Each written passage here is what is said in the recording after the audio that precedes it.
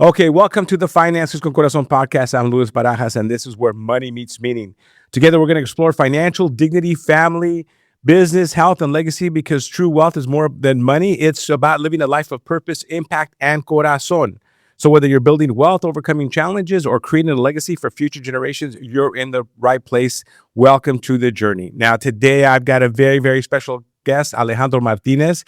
He's going to talk to us a little bit. I'm going to introduce him, but I just want to share with you before we start that I have been following him and his wife now for the last, I guess, year and a half, especially since we've had all the ICE raids. He has been my errand partners.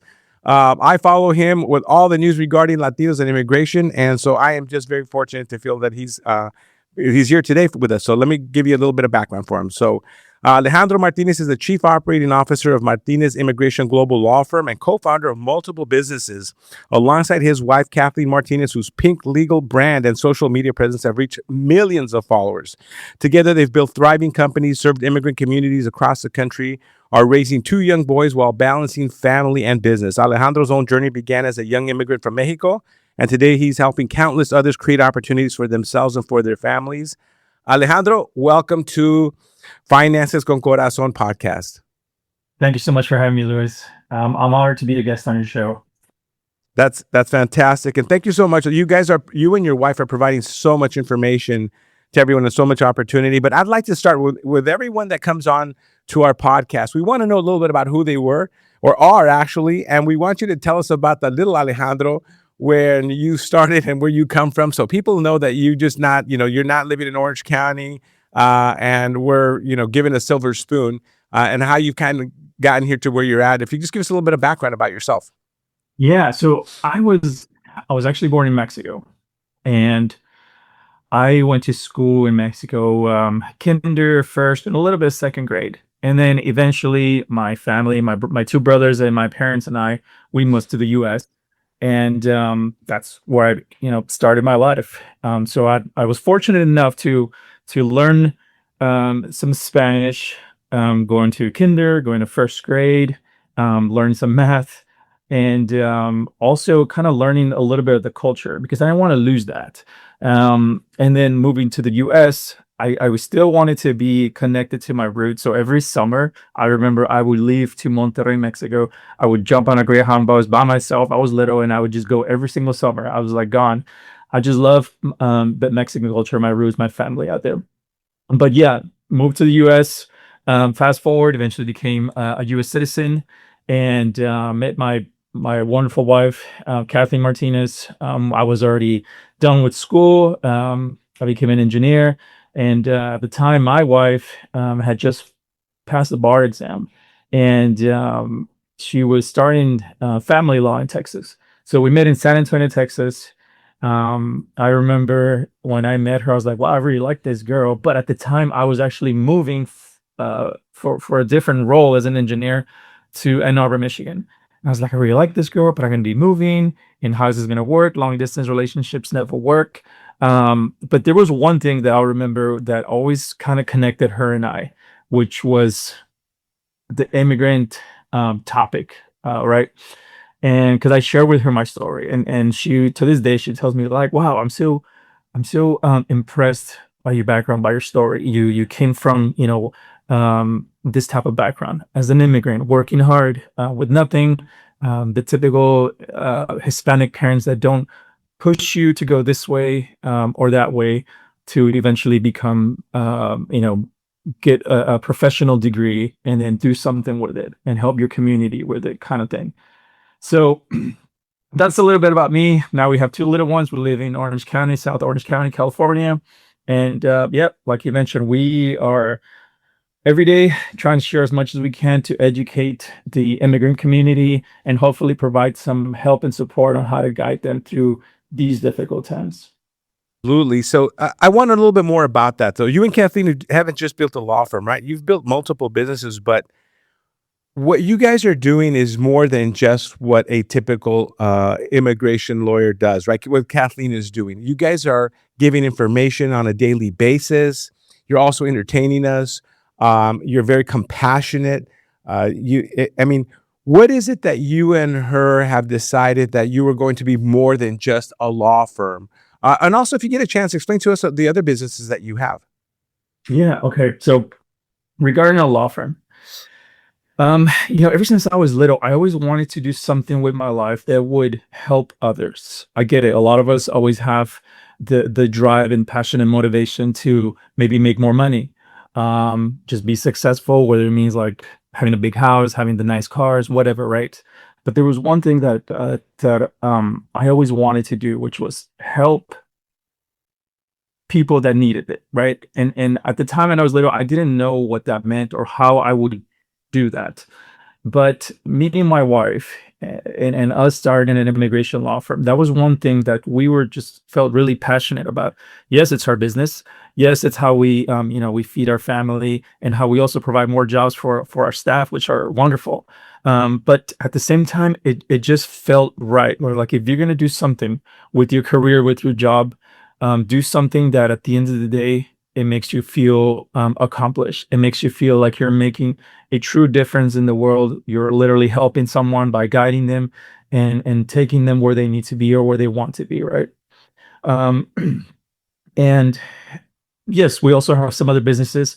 For example, we have an immigration paralegal training course, and it's not only for paralegals or aspiring paralegals. It's also for attorneys that don't practice immigration and that want to expand their practice and provide immigration services. Because I think, especially at this time, we need more people to be educated on the current immigration laws, on how to navigate through the different options that individuals may have. So yeah, that's one of the things that we provide through our business is we have an online course that teaches individuals how to eventually become hopefully an immigration paralegal, right? And we have taken the things that we have learned from our firm, the do's and don'ts and best practices, and we have applied it to this program so that hopefully it's a more of a real world experience on how to take this information and then hopefully apply it if you're working as a professional, as an attorney or something, and want to expand into immigration. Yeah, that's fantastic. And you're doing some incredible work. Now, so if you haven't had a chance, this is for the listener, if you haven't had a chance to go to their social media sites, especially Kathleen's site, right? It's is it Immigration Martinez or Martinez Immigration, her site? It's Attorney Martinez. Yeah. So what's going to happen is you're going to see the real Legally Blonde. If you ever saw the movie, you're going to see that Kathleen is the real Legal Blonde. She is most of the time in pink. You've done Yeah. some great branding around that. I'm sure, both of you work together as a team to do all the branding. Tell us a little bit about how you got to that branding and what you're doing, because I mean, you got millions of followers now, and you guys are a voice in our community, not just locally, but nationally and internationally. How did you come up with the branding, and then also with that, I'd love to then ask you a follow-up questions on how you and your wife work together, because a lot of people who follow us are entrepreneurs as well, and they use money to live a better quality of life. But we know that money is just a tool to live a better quality of life. But how do you and your wife manage working together, the finances, all that? We'll talk about that. But talk to me about the branding first. Great question. So I think let me go back to how maybe it all started, right? So I remember my wife and I were in Portland, Oregon. I was working as an engineer, and she was we had our little one, we had our oldest, and I get a text from her on my work. I get a text from her. At the time, she was working for another firm. She got a text from her, and she says, "I want to start my own firm. Can you help me build a little office in our house?" And as soon as I saw that text, I just instantly became so excited. I was excited. I was really passionate about what she was asking me to help her with. Um, and I said, absolutely, of course. I don't know what I was working at the time. But I was like, I just got that out of my head, and I was like, let me start thinking about what I can do to help her put this little office together. And we were living in this townhome that had a little room where our garage what used to be, and we called it the dungeon room because it was a 3-story like townhome. It was very narrow, so that they had to make them a little tall, right? But if you go through the garage, and there was a little room back there, no windows, nothing. That's where the water heater was and things like that. So we called it the dungeon room because it was way in there. It had no flooring. And then I was okay, she really likes the color pink.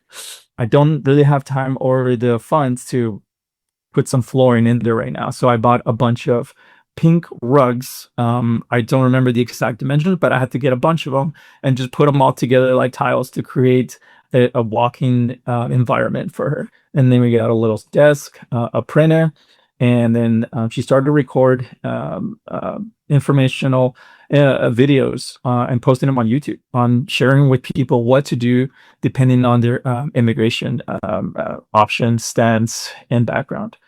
And that's kind of how like the whole pink started, right? I know she liked pink, so we're like, I'm just gonna start decorating her office with pink. And then fast forward a little bit, yes, we grew in size. Our firm started to grow, and we were thinking about putting up a billboard. And this was when we used to live in Texas. And then I remember the billboard company was asking us, well, what would you like on there? We were used to the typical Texas attorney billboards, like the something hammer, very cheesy kind of stuff, right? And I said, why don't we just make it pink? And then for a while, they were like, well, no one does that. It's weird. People might laugh at that. And then I think she just really embraced it. She said, yeah, you know what? Yeah, I want to make a bold stance. We should make it pink. And I think that was the real moment when we just started like using pink a lot. And now I was, like you mentioned, yes, her office, if you go to her office, it's like super pink in there. One point, pink I saw like wardrobe. I saw a TikTok where you had like a pink car. I don't know if it was a Mercedes or Yeah, what it was, right? we used to have a pink car. We don't have it anymore. Yeah. But she really liked the Maserati. So the Maserati Gran Turismo. I think even the Barbie figure had one as a toy, right? So we got one. It was like used, and if you know anything about cars, Maseratis are not reliable. So it was a used Maserati, and we were like, let's get it. We got it for a good deal, and then we got it wrapped in pink, and it looked pretty cool. It looked amazing. But unfortunately, it gave us a lot of issues, and we were like, we need to get rid of this car. Like, it's not reliable. It was a really cool car. It sounded great. I mean, it had an amazing V8 naturally aspirated engine. But yes, the pink car was very iconic for us. Yeah. What a great story. I mean, just from where you started from and where you guys are at right now. Now, I know that at some point then you leave your engineering job and to join her and really kind of be the CEO to help expand her practice. And then you guys also create the other virtual consulting practice where you teach paralegals and other attorneys about the immigration business as well. Talk to me about now you were talking about your first son, but now you have a second son, right? Talk to me what it's like now to work together as a couple where you're so close on everything that you do. I guess all decisions are made by both of you guys together, right? You're probably living this and breathing this business 24/7. How do you manage the relationship? How do you manage the family?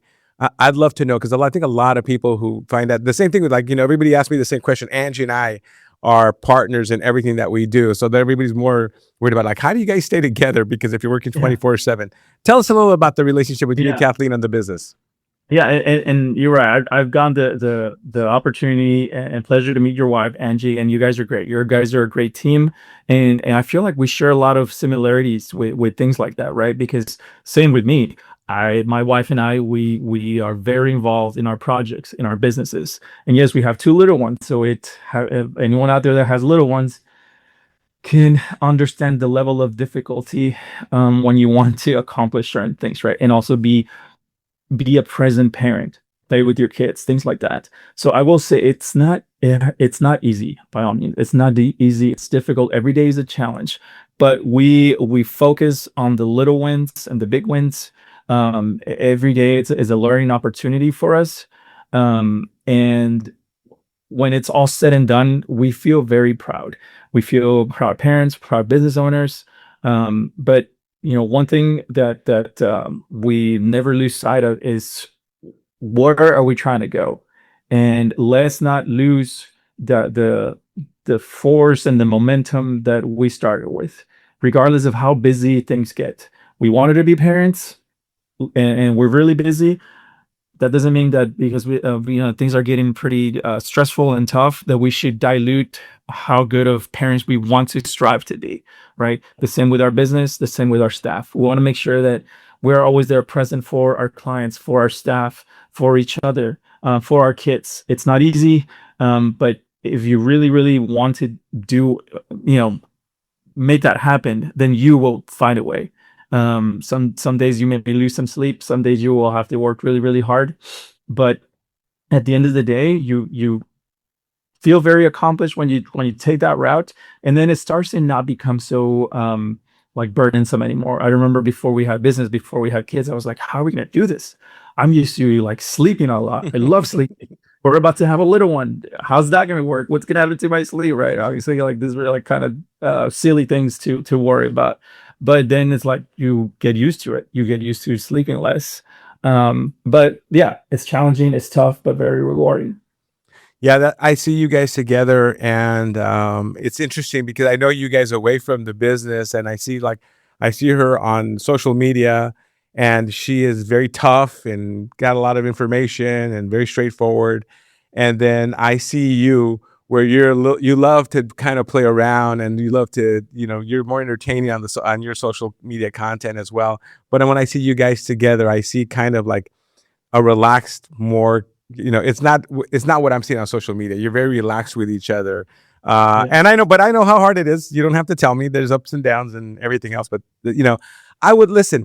So part of Finances and Corazon, I always talk about financial dignity, and the purpose of financial dignity is just to live a life where your money aligns with your values and your purpose and your meaning. And we see all the wonderful work that you're doing.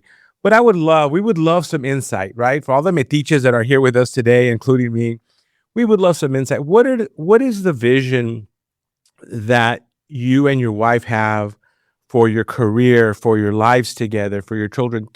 And do you plan for that intentionally? I always talk about that.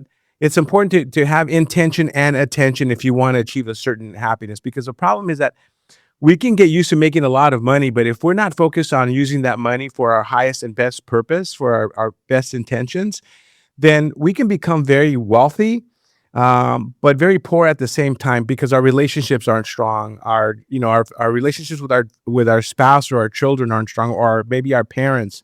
We're not using money to say that once you get the Ferrari, let's say you get the pink Lamborghini, but you ride and you say, is this all there is?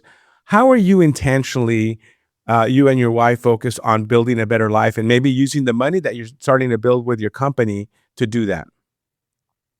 Yeah, that's a great question, right? Because I think that's something that individuals maybe don't think about that much, especially from people like my background, because my parents, that was not a thing.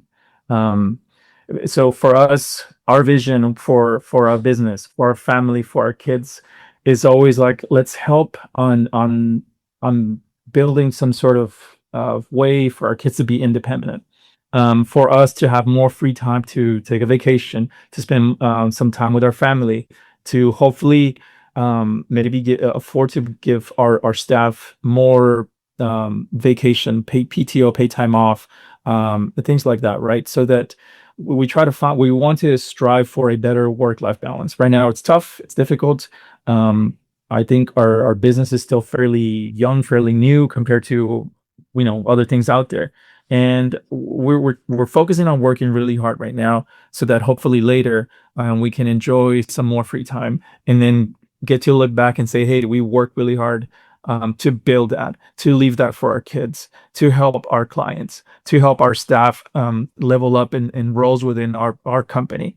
And there's just a lot of sense of feeling proud to doing all of this, right? And not just living for the moment, not just spending money like crazy if you are generating well income from your business. I think you have to invest a lot into your business, into yourself, into your family, and then be smart about it so that you can see the fruit of that in the future. Yeah, that's fantastic. And so, I'll be honest with you. I've gone through all of this that you've gone through. I'm a lot older than you guys, and I learned something, that it's really hard to have balance.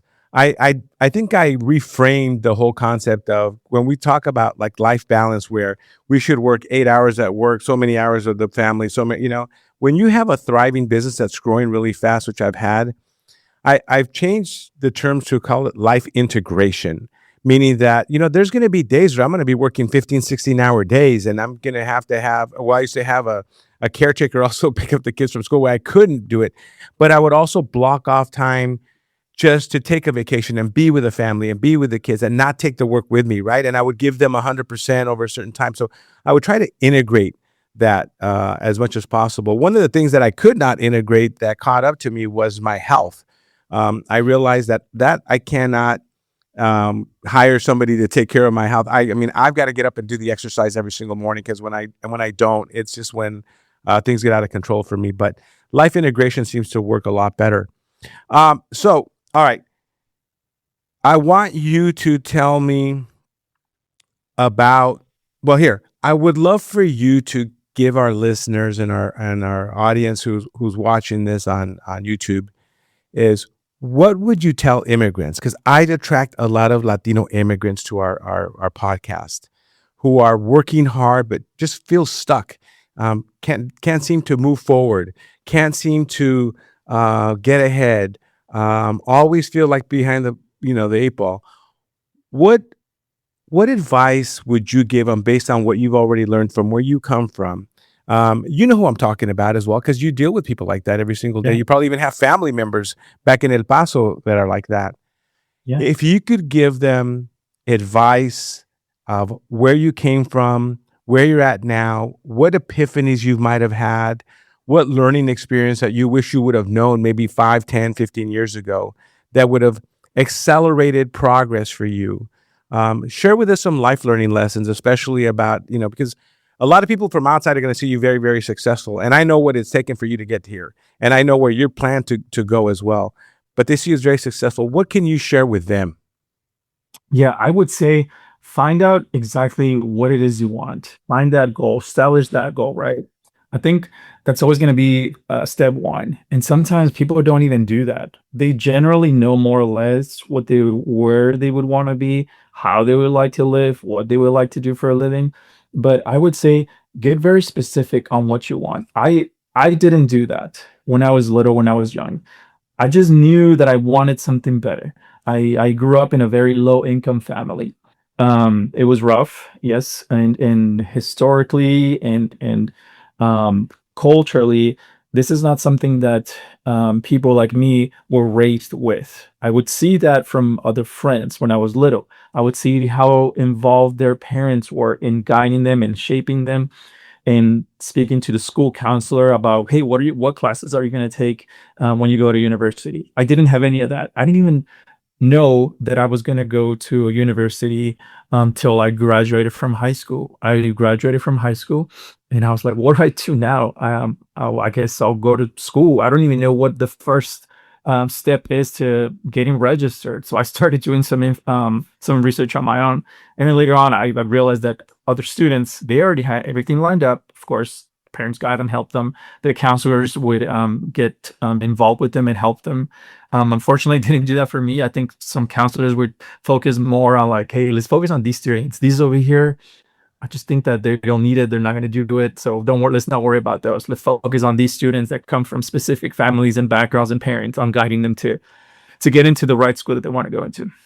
So for me, it was education, right? And then breaking that generation curse of people in our family don't go to school, because I'm the first one in my family to go to school and to get an engineering degree, which was not tough. And I mean, which was not easy. I'm sorry. And another thing was, well, what am I going to do? What am I going to study? I know, okay, I already forgot for step one, I'm going to go to school, but what do I want to study? I didn't know. I started with pre-med biochem. I thought I was going to maybe go into medicine. I said, I want to pick something difficult. I want to pick something hard. I just don't know what that is. So I started taking a lot of chemistry, biology classes, and I really liked it. I was doing great at it, but I was like, this is not really what I want to do. So then I picked engineering, and I said, I asked myself, what kind of engineering should I follow? I want to pick something hard. I decided I'm going into mechanical engineering, and the reason why is because I've always loved cars. I've always had a passion for performance and engineering and innovation and technology, and making things more efficient, making things better. So that was my passion, and why I wanted to go into engineering. So yeah, I worked as an engineer for a while for a big for the world's largest automotive company, and I really enjoyed that. But Let me yeah. stop you here. Hold on a second, because you got something. So I'm going to take it back, because I'm putting myself as a listener. Let's just say that I'm an immigrant here, or let's say I'm first generation, but my parents never went to college and I never ended up graduating past high school. And I'm listening to you, right? And I'm looking at my kids right now. I've got a 12-year-old, a 13-year-old. And I always have this thing that when I do a lot of coaching, I have what's called a belief circle. I said, this is what this, and the belief circle has little slivers, and it says, this is what you know. This is what you know that you don't want to know. This is what you know that you don't know. And this is what you don't even know that you don't even know. And so on the don't even know, didn't even know, like, for example, you didn't have parents that went to college, right? I don't Oh, think so. You're the first one.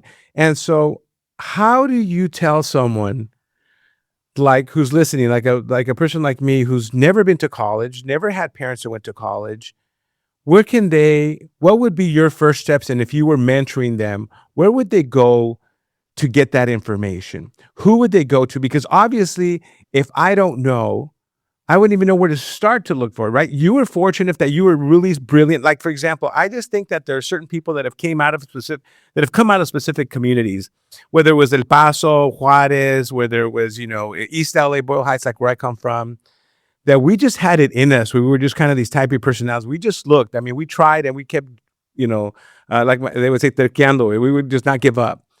But there are a lot of people that would want to have this information, but just can't even think about where they would go. What advice would you give? And let's say you're talking to me and you say, and I would tell you in Spanish, Alejandro, yo quiero que mis hijos también vayan a colegio, pero no sé ni de dónde comenzar, cómo comienzo.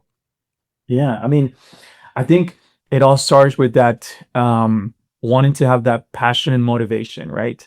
Back then, I mean, of course, internet search engine has gone a lot better now compared to when I was in high school.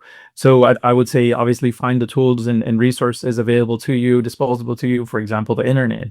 Find out what school you want to go to, right? Do you need financial aid? That was one thing that was a big plus for me. I was able to get financial aid because of course, I didn't have money to pay for school. I was working part time at Best Buy Geek Squad. I was one of those Geek Squad guys that would help fix the computer, and I could only do that on weekends to pay for my gas and my car insurance. But find out online what you want to do, right? Find out what it takes do you need to take like an entry exam, an ACT, SAT, find out what the school requirements are to enter there. Find out how much it is. Can you afford it? Do you need to get on financial aid? Do you need to get loans? Do you need to work part-time? And then also, how long is it going to take for you to complete that career that you want to follow, right? And I think it's important to follow education. And then I've been maybe talking a lot about this, like, what did I do? And it was everything aligned with education. Knowledge is power. Depending on what you want to do with your life, get yourself educated. I mean, yes, it's tough right now because a lot of people may say, yes, I went to school, I got a degree, and I don't make any money with it. I have this other job that pays really well. I didn't even go to school, which is fine. I think that works great for some people. However, I think an education and knowledge, that is something that is priceless. That is something that you can always use to your advantage, pass it on to your offspring, and then also maybe do something and help your community with it. Yeah. Okay. So that's fantastic, right? Because I mean, at my age, definitely was no internet, and it was up to us to find somebody. We wouldn't know anybody, and so I guess now there's a lot of resources, free resources available. But let me ask you. So what I heard from you is that you didn't come from wealth. Your parents didn't have a lot of money. You were raised in a community that didn't have a lot of money, and so did you ever think, well, I can't go to college and become an engineer because I don't have any money? Or was that ever a thought? Or because again, one of the things that it's important for people who want to grow, who are listening to this, because this podcast is about life and money, right? Or using money to build a better life. But I want people to understand and to hear that sometimes you don't need to have a lot of money, or you don't make money the reason why you can't go to college or you can't get more information. There's a lot of resources out there. But what was your mindset when it came to, as a student, did you ever think about it? You said, well, I'm just going to go to college. I'll figure it out. Because that's how I did it. But yeah, Yeah. how did you do that? Yeah, I think I was the same because everything. It was a very first time for me. No one really explained to me what would happen had I if I continued going down that path. For example, like when I talk to my kids when they get to that age, I'll tell them like, if you go to school, if you want to study this and then you finish, this is what you should expect. I didn't get any of that. It was just like I was just doing it day by day as I go, figuring it out as I go. And of course, it's more challenging that way. It's more difficult that way. I think, like you mentioned, sometimes we either are just blessed, we get lucky, and we are that one person that made it through all these obstacles. But it doesn't have to be that way for everyone. Maybe someone actually could benefit from some information, from some guidance.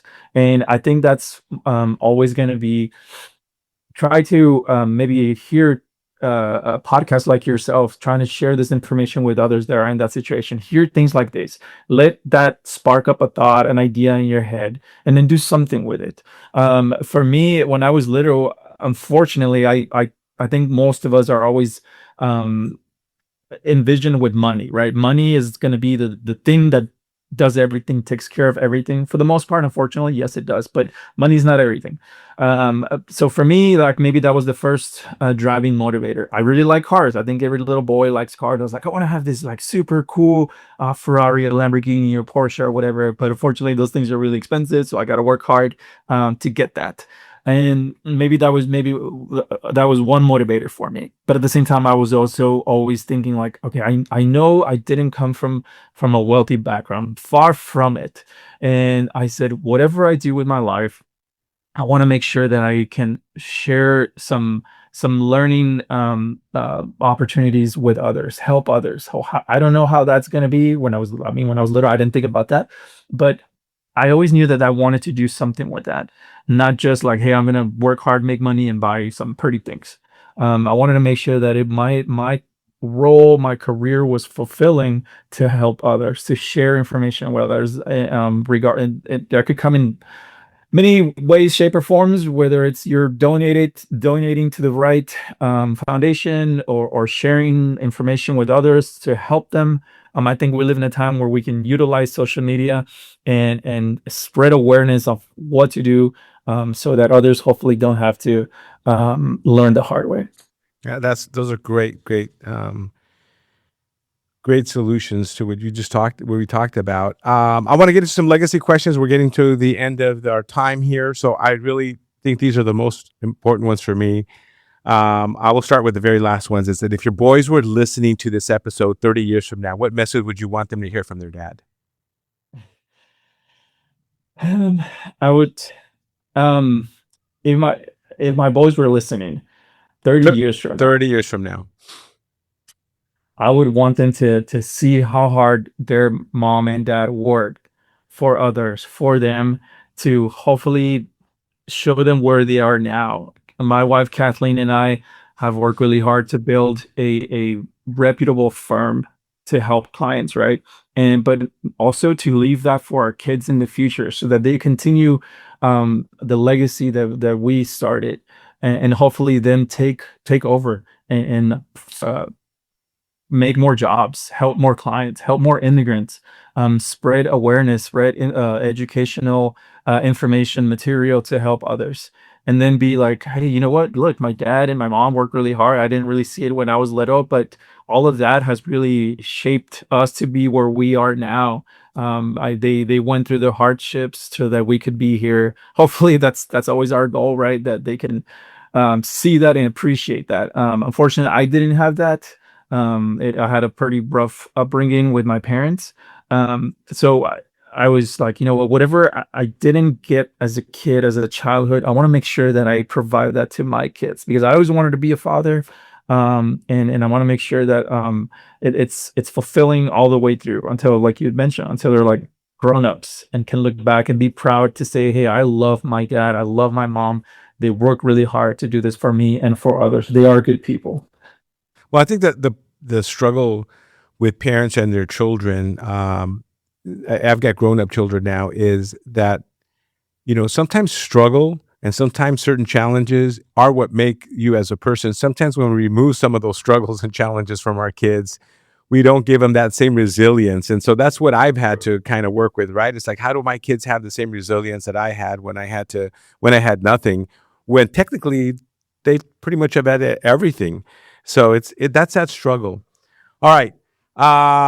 Next question. What does the American dream mean today, and has it changed? So what does the American dream mean for you today, and do you think it's changed based on what you've been seeing over the last few years? Yeah, I think the American dream has changed so much. And obviously people have different versions of it, of what they would want their American dream to be. I think the American dream needs to be revisited based on what we have been seeing in the past year or so, right?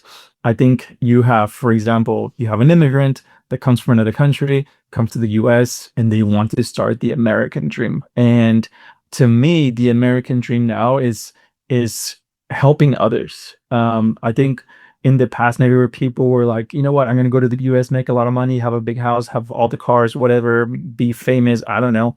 But that's not life fulfilling, in my opinion.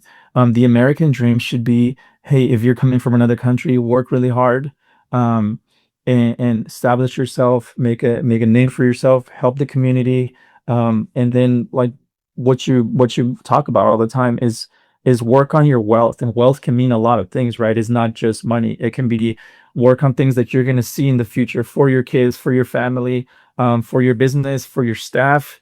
Leave a good impression once you're gone. That should be the American dream. Helping others, be respectful, and not close the door behind you for others.